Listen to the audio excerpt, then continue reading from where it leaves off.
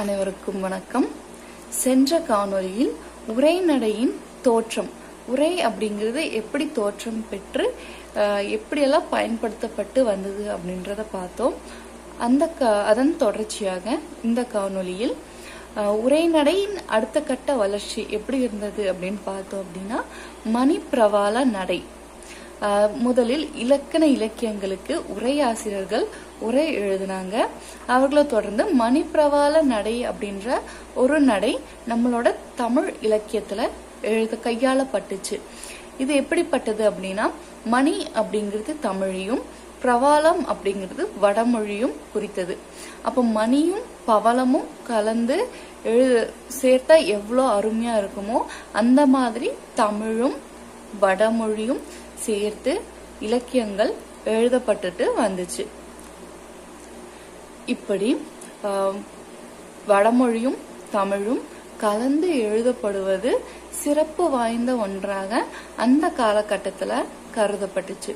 இப்படி மணிப்பிரவாள நடையில வடமொழியும் தமிழும் கலந்து எண்ணற்ற நூல்கள் எழுதப்பட்டுச்சு.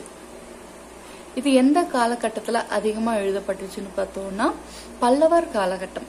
பல்லவரோட ஆட்சியில இந்த மணிப்பிரவாள நடை அதிகமாக கையாளப்பட்டது.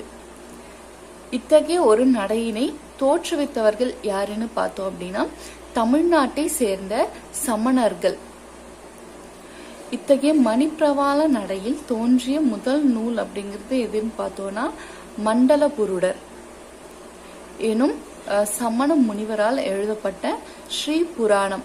இது தமிழும் வடமொழியும் கலந்து எழுதப்பட்ட முதல் நூலாகும்.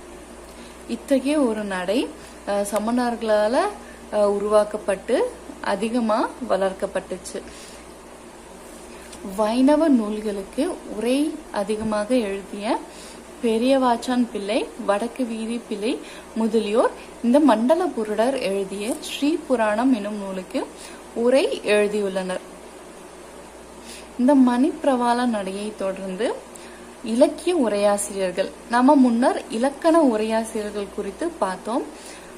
அதே போன்று இலக்கியம், சங்க இலக்கியம், சிலப்பதிகாரம், சீவக சிந்தாமணி போன்ற காப்பியங்களுக்கும் எண்ணற்ற உரையாசிரியர்கள் உரை எழுதியுள்ளனர்.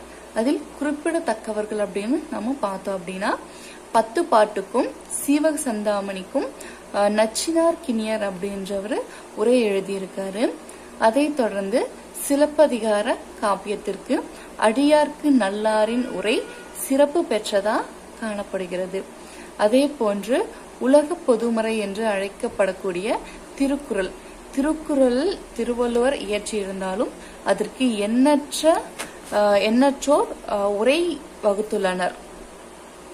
பரிமேலழகர், மு வரதராசன், கலைஞர் போன்ற எண்ணற்றோர் எழுதிய உரை எளிமையாக மக்கள் படிக்கும் வண்ணம் காணப்படுகிறது.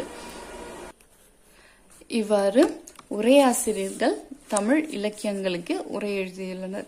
அப்ப தொடக்கத்திலிருந்து ஒரு செய்யுளுக்கு உரை, சங்க இலக்கிய நூல்களுக்கு உரை அப்படின்னு, அதை தொடர்ந்து இந்த மணிப்பிரவாள நடை இப்படின்னு உரை நடை காணப்பட்டுட்டு வந்தது. இதை தொடர்ந்து ஐரோப்பியர்களின் வருகையினால தங்களோட மதத்தை பரப்புறதுக்காக ஐரோப்பியர்கள் தமிழ்நாட்டிற்கு வருகை புரிந்தனர். அப்படி வந்தவங்க நம்மளோட தமிழ் மொழிய நல்லா கத்துக்கிட்டு தமிழ்ல இருக்கக்கூடிய இலக்கண இலக்கியங்களோட அருமைகளை புரிஞ்சுக்கிட்டு அவங்களும் நிறைய நூல்களை இயற்ற ஆரம்பிச்சாங்க. அப்படி வந்த ஐரோப்பியர்கள் அச்சுப்பொறி இயந்திரங்களை கொண்டு வந்ததன் மூலமாக எண்ணற்ற நூல்களை விரிவா எழுதக்கூடிய வாய்ப்பு கிடைச்சது. அப்போ முன்னர் காலத்துல சுவடிகள்ல எழுதப்பட்டுட்டு வந்த இந்த செய்யுள் வடிவ இலக்கியங்கள் எல்லாமே அச்சுப்பொறியோட உதவியால விரிவா உரைநடை அப்படிங்கிற ஒரு புது இலக்கியம் உருவாக காரணமா அமைந்தது. அப்ப இந்த உரைநடை அப்படின்ற ஒரு புது வகைக்கு காரணமா அமைஞ்சவங்க ஐரோப்பியர்கள் அப்படிங்கிறத நாம பார்க்க முடியுது. இப்படி மணிப்பிரவாள நடை காலகட்டம், மணிப்பிரவாள நடை குறைந்ததுக்கு அப்புறம் இந்த ஐரோப்பியர்களோட உரைநடை பல்வேறு வழிகள்ல பரவ ஆரம்பிச்சு உச்சத்தை அடைந்தது அப்படின்னும் நாம சொல்லலாம். உரைநடை இலக்கியம் தோன்றுவதற்கு குறிப்பிட்ட முக்கியத்துவம் ஆற்றிய சிலர் பத்தி நாம வரும் அடுத்தடுத்த காணொளியில் காணலாம். நன்றி.